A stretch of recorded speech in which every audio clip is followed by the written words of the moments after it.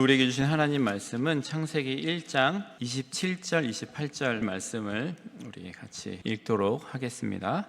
하나님이 자기 형상 곧 하나님의 형상대로 사람을 창조하시되 남자와 여자를 창조하시고 하나님이 그들에게 복을 주시며 하나님이 그들에게 이르시되 생육하고 번성하여 땅에 충만하라. 땅을 정복하라. 바다의 물고기와 하늘의 새와 땅에 움직이는 모든 생물을 다스리라 하시니라. 우리 세 번째 시간에 뭘 했는지 잠깐 먼저 보시면 하나님께 얼마나 많은 위격이 있느냐, 이거에 대해서 지난번 시간에 배웠는데요. 같이 한번 읽겠습니다. 오직 참되시고 살아계신 한 하나님께는 성부, 성자, 성령 세 위격이 있습니다. 이 삼위는 본질적으로 동일하며 능력과 영광이 동등합니다. 지난 시간에 우리가 하나님께 얼마나 많은 위격이 있는가에 대해서 살펴봤는데요. 하나님은요, 성부 하나님, 성자 예수님, 그리고 성령님 세 가지 위격으로 존재하신다고 했습니다. 그런데 세 위격이 하나를 이루고 있다고 이렇게 결론을 내렸고요. 그리고 어떻게 하나를 이루고 계시느냐, 이 세 위격이 완전한 연합을, 완전한 사랑함으로 영원히 사랑함으로 연합을 이루고 계시다고 했고요. 그래서 하나님께서 이렇게 존재하심을 통해서 우리도 하나님께 연합과 사랑을 배워서 그렇게 살아가야 되는 존재다, 이렇게 배웠습니다. 그래서 하나님은 다툼과 분열이 없으신 분, 그분께서 우리를 사랑하신다고 그랬고, 우리가 속한 하나님은 본질적으로 사랑인 분이라고 했고요. 그래서 영원전부터 사랑으로 완전한 연합을 이루신 삼위일체 하나님께서 이 사랑으로 하나 되는 희망과 기쁨을 형상을 따라 지음받은 인간들에게도 누리게 하시고 싶어 하셨다는 그런 목적을 가지고 삼위에 대해서, 하나님이 삼위로 존재하시고 하는 거에 대해서 우리가 지난번에 배웠습니다. 그래서 하나님의 형상을, 우리가 형상에 대한 얘기를 하려고 하는데요. 하나님은 자신의 형상을 따라 남자와 여자로 우리를 창조하셨습니다.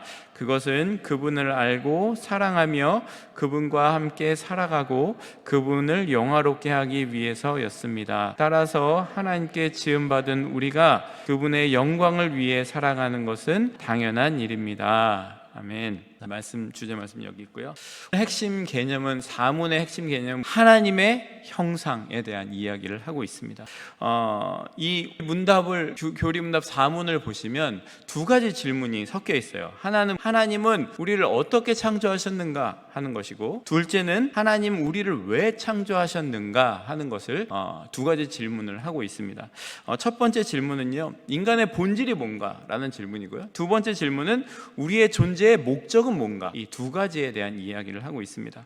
먼저 첫 번째 질문부터 답을 해 나가 보도록 하겠는데요. 첫 번째 질문은 하나님 우리를 어떻게 창조했느냐, 하나님의 어떻게 우리를 창조하셨고, 두 번째는 왜 창조하셨느냐. 첫 번째, 하나님 우리를 왜 어떻게 창조하셨는가, 이것에 대한 얘기가 본문 말씀에 중요한 개념으로 나오고 있는데요. 이 말씀에 보면 이렇게 나오고 있습니다. 하나님이 자기 형상, 곧 누구의 형상대로? 하나님의 형상대로 사람을 창조하셨는데 남자와 여자로 창조하셨다라는 거예요. 하나님의 형상으로 창조하셨다는 거예요. 여러분, 고대 근동에 보면은요, 수많은 우상들이 있었어요. 엄청나게 많은 우상들이 있었는데, 제가 사진을 몇 가지 찾았는데 보시면은요, 이게 바알, 그리고 태양신 마르둑, 또 담무스, 그리고 드라빔, 그리고 림몬, 이런 우상들이 이렇게 쭉 있어요. 근데 이 우상들의 공통점이 대부분 사람의 형상을 하고 있어요. 사람의 형상을 하고, 그리고 사람의 형상을 한 이런 우상들이 신으로 여기는 것들이 엄청나게 많이 있었거든요. 그래서 과거에는요, 근데 이 사람들이 이렇게 상상으로 그려낸 것도 있었지만, 왕들이요, 자기를 신격화하기 위해서 왕의 모습을 딴 신을 만들어 놓고 신격화했었다는 거예요.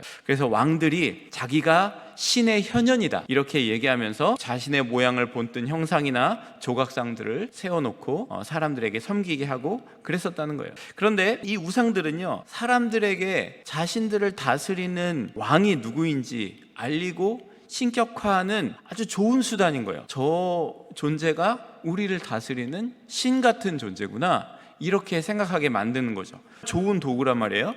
그런데 우리 하나님께서는요, 말씀에서 계속 강조하신 것이 있어요. 십계명에 나오는데요, 십계명에 보시면 읽어보세요. 너를 위하여 새긴 우상을 만들지 말고 또 위로 하늘에 있는 것이나 아래로 땅에 있는 것이나 땅 아래 물속에 있는 것에 아무 형상이든지 만들지 말며 그것들에게 절하지 말며 그것들을 섬기지 말라. 하나님은요, 어떤 신의 형상도 어떤 우상도 만들지 말라고 하셨고요, 어떤 하나님의 형상을 포함해서 아무것도 만들지 말라라고 말씀을 하셨어요. 당시로서는요, 하나님을 가장 가시적으로 드러낼 수 있는 어떻게 보면 가장 좋은 수단이잖아요, 형상이라는 것이. 그런데 하나님께서 왜 막으셨을까요? 선지자들을 통해서, 하나님의 종들을 통해서 이것이 하나님의 형상이다 보여주고 따르게 할 수 있잖아요. 그런데 왜 하나님은 아무 형상도 만들지 말라고 한 것일까요? 교회에도 하나님의 형상을 이렇게 딱 붙여놓으면 좋잖아요. 근데 왜 붙여놓지 말라고 하는 거예요? 오히려 저주의 상징인 십자가가 붙어있는 거죠. 하나님은요, 자신의 형상을 우리 인간에게 담아 놓으셨기 때문이에요. 하나님의 형상을 어디 담아 놓으셨다고요? 우리 인간들에게 담아 놓으셨다는 거예요.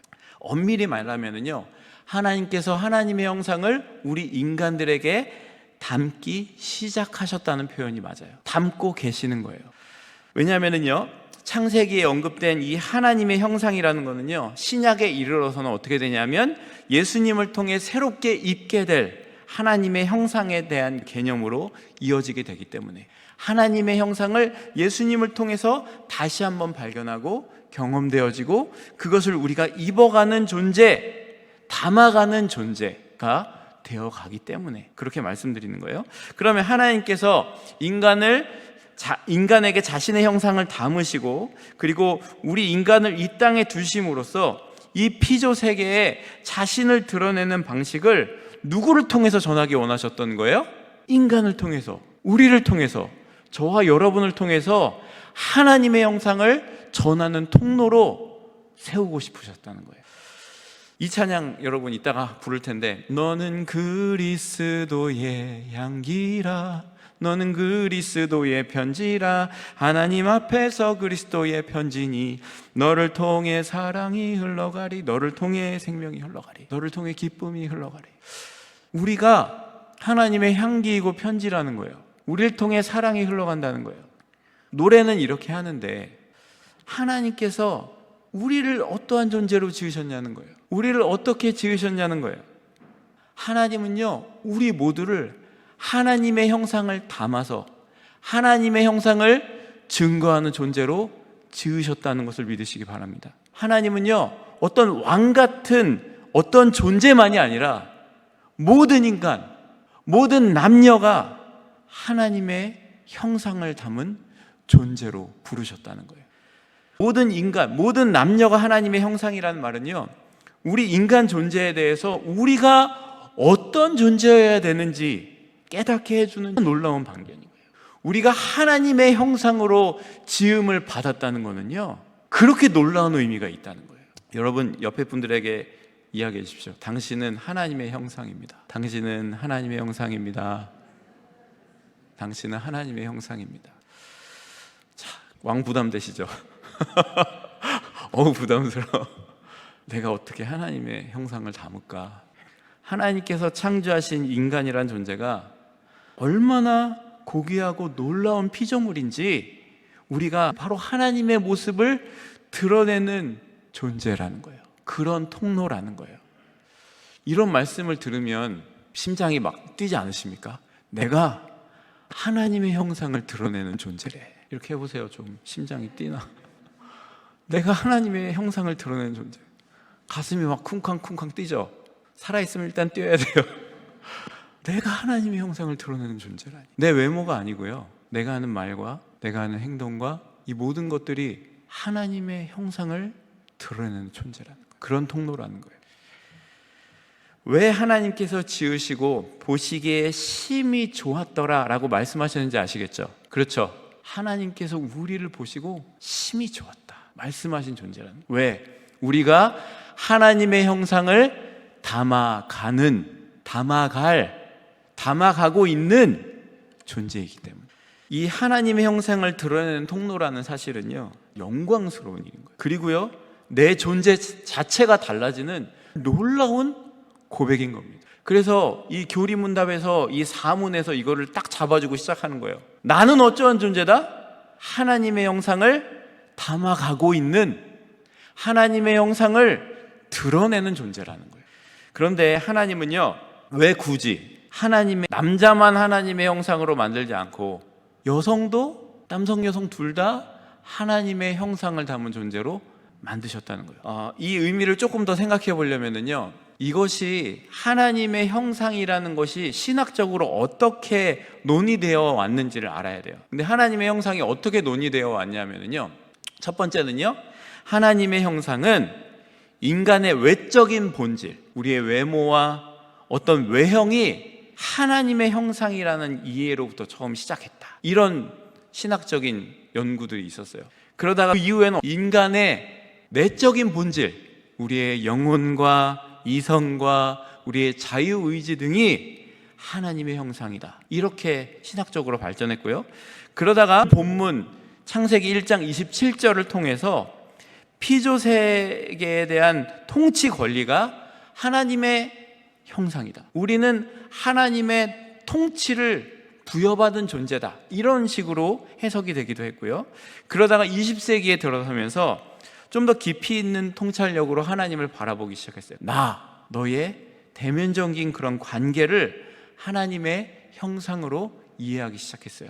하나님은 삼위로 존재하시고, 하나님은 사랑이시고, 사랑으로 간의 분열 없이 완전한 사랑으로 존재하신다 그랬잖아요.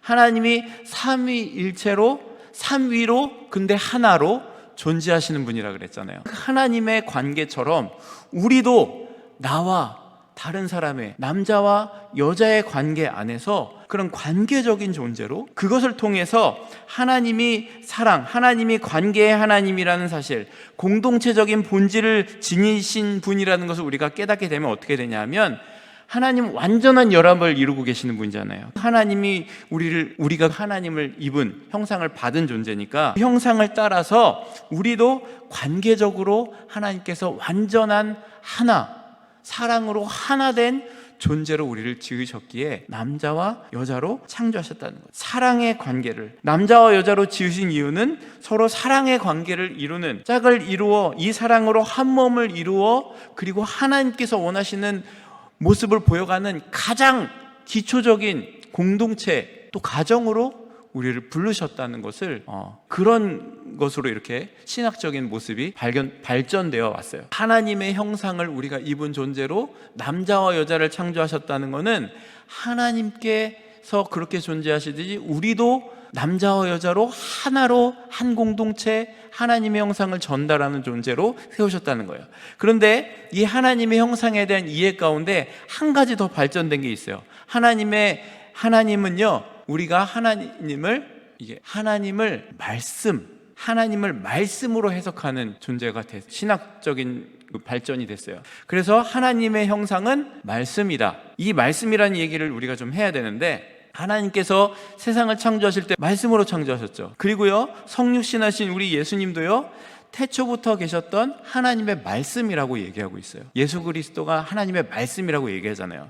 그리고 주님께서 지으신 피조물들 가운데 유일하게 말을 담을 수 있는, 말을 따라하는 흉내내는 아니고 말을 소통하는 능력을 받은 것이 어떤 존재예요? 인간이잖아요. 사람이잖아요. 따라서 하나님을, 창조의 하나님이면서 동시에 말씀으로 소통하시는 하나님께서 말로 소통할 수 있는 유일한 피조물인 인간에게 하나님의 형상을 담으신 것은 가장 합당한 선택이었다는, 이런 관점에서 본문을 보면은요, 사람에게 다른 피조물을 다스리라고 말씀하셨잖아요. 28절에 보면, 1장 28절에 보면. 그런데 이 다스리라고 말씀하시는 것은 피조물을 압제하고 인간의 자기 주장만 하라는 뜻이 아니라, 말씀으로 세상을 시작하신 창조를 하나님의 형상을 받은 사람답게 하나님의 말씀을 이루어가는 존재로 이 세상을 아름답게 완성하라는 의미로 우리에게 주신 것이 이 창세기 1장 27절과 1장 27절 28절의 말씀인 거예요. 우리들은요, 하나님의 형상을 위임받은 존재로 이 세계를 보살피는 역할을 위임받아서 이 피조 세계 속에서 하나님의 말씀을 받은 존재로 살아내라 라는 의미가 하나님의 형상의 의미를 담고 있는 겁니다. 우리 하나님은요, 서로 다르지만 서로 소통하며 서로를 보완하며 사랑으로 하나가 되어서 완성을 이루어가는 나와 너의 사귐의 관계, 작은 공동체의 시작을 남자와 여자로 지으신 거고, 가정을 통해 지으신 거고, 이것을 통해서 하나님의 형상을 이루어가는 공동체를 이루고 열방의 하나님의 사랑을, 하나님의 형상을 전하는 존재로 우리를 부르셨다는 것이 하나님께서 인간에게 자기의 형상을 담으셨다는 의미인 거예요. 우리가 인간이 이렇게 우리 가운데 나타나시는 하나님의 형상을 기뻐하고 만족해하고 그것에 마땅한 모습이라고 여기면서 순응하면서 감사하며 살아가게 된다면 우리가 하나님의 형상을 드러내는 그런 행위가, 우리의 존재 자체가 그런 행위가 되게 되는 거예요. 여러분이 하나님의 형상을 드러내는, 여러분이 하는 모든 행동들이 우리가 그러한 마음으로 살기 시작할 때, 하나님의 형상을 내가 드러내는 존재라고 살기 시작할 때, 우리가 하는 모든 행동들은 하나님의 형상을 드러내는, 하나님을 찬미하는 행동이 되게 된다는 거예요. 이런 사랑과 찬미를 통해서 우리 하나님이 영광 받으신다는 거예요. 우리 크리스찬들이요, 나타내는 하나님의 형상을 보고 하나님을 모르는 사람들이 하나님의 영광을 찬양할 수 있게 될 때, 이것이 하나님이 기뻐하시는 모습이고 하나님이 의도하신 하나님의 형상을 담은 존재들의 목적이라는 거예요. 이것이 사문의 두 번째 질문에 답하는 내용이 되는데요, 하나님이 그러면 우리를 왜 창조하셨느냐는 거예요. 하나님의 형상을 담은 존재로 우리를 남자와 여자로 부르시고 그런 공동체로 우리를 부르셨는데 우리를 왜 창조하셨는가 하는 거예요. 하나님은요, 우리를 하나님의 형상으로 지으셨는데요, 거기에는요, 우리 인간이 존재하는 가장 고귀한 기능, 하나님을 영화롭게 하는 목적이 함께 담겨 있다는 거예요.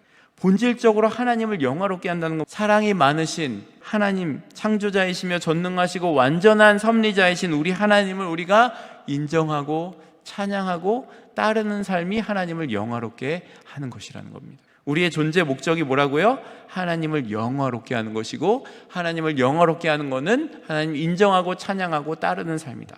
이런 영광스러운 하나님의 모습을 우리의 삶 속에서 소중히 여기고 인정하는 태도가 바로 그러한 우리의 목적이라는 거예요. 근데요, 여러분, 솔직히 우리 자신을 볼 때 어떠세요? 우리가 이렇게 하나님의 형상을 온전히 나타내며 살아왔나요? 우리가 내 삶이 하나님의 형상을 나타내고 있나요? 이 땅에서 하나님을 나타내는 대리자로, 하나님의 영광을 나타내며 살아가는 자로 내가 살아가고 있었나요? 내가 그런 존재인가요? 어떠세요? 슬프게도요, 우리는 우리 자신을 바라볼 때 나는 그런 존재가 못 되는데, 나는 너무나 연약한 존재인데, 나는 부족한 존재인데, 그렇게 괴로울 때가 많아요. 그런데요, 하나님께서 낙심하지 말라고 하세요. 왜냐하면요, 하나님께서 우리보다 앞서서 영원토록 우리에게 희망이 될 만한 그런 하나님의 형상의 가장 완전한 모범을 보내주셨기 때문이에요. 그분이 누구예요? 우리 구주 예수 그리스도이신 거예요. 완벽한 모범을 보내주셔가지고요, 우리에게 예수님이 어떻게 사셨는지, 하나님의 형상을 닮은 존재가 어떻게 살아가야 되는지를 너무나 자세히 보여주셨어요. 그리고 그것을 기록해서 우리가 읽고 묵상하고 따르게 가르쳐 주신 거예요. 골로새서 1장 15절 같이 한번 읽겠습니다. 그는 보이지 아니하는 하나님의 형상이시요 모든 피조물보다 먼저 나신 이시니.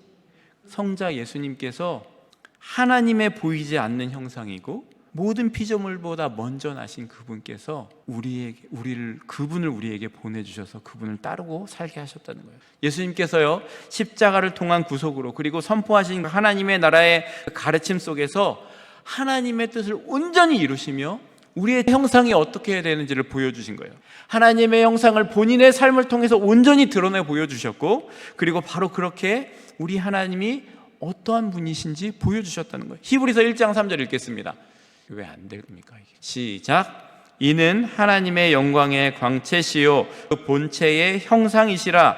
그의 능력의 말씀으로 말씀을 붙드시며 죄를 정결하게 하는 일을 하시고 높은 곳에 계신 지극히 크신 이의 우편에 앉으셨느니라.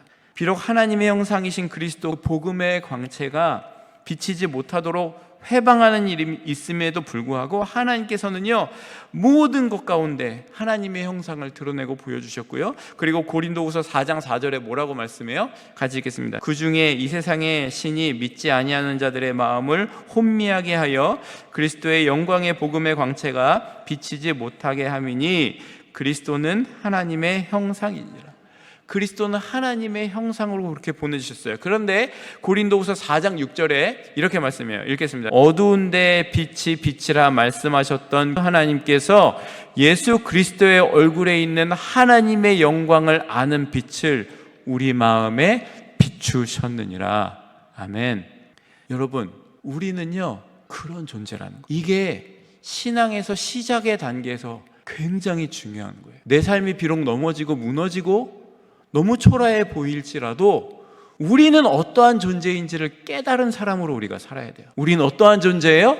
하나님의 형상을 담은, 하나님의 형상을 담아가는, 그래서 하나님의 형상을 드러내는 존재라는 거예요. 우리의 삶과 우리의 표정과 우리의 말과 우리의 품성을 통해서 하나님의 형상이 드러나는 존재로 우리를 부르셨다는 거예요. 이 세상에 수많은 그리스도인들이 있어요. 근데 그들이 망각하고 있는 게 있어요. 바로 이거예요. 내가 하나님의 형상을 닮은 존재라는 걸 몰라요. 이 귀한 거를 모르고 신앙생활을 시작하니까 그 삶이 엉망으로 가는 거예요. 그게 얼마나 잘못된 것인지, 얼마나 무서운 일을 행하고 있는 것인지, 얼마나 하나님의 이름에 먹칠을 하는 건지 모르고 살고 있는 거예요. 내 삶이 비록 넘어지고 연약하고 무너졌다고 할지라도요, 다시 우리는 거기서 깨달아야 돼요.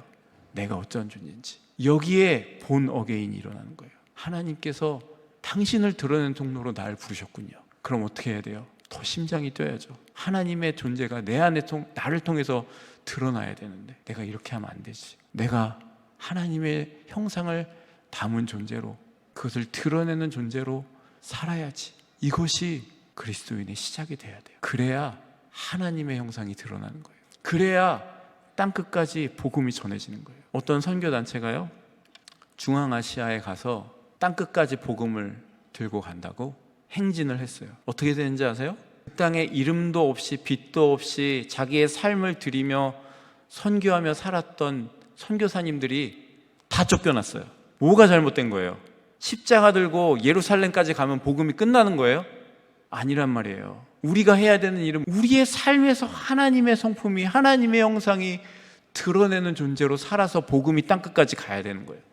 근데 이거 없이 다시 땅끝까지 돌아서 유대 땅으로 이스라엘 땅으로 들어가면 끝나는 줄 아는 거예요.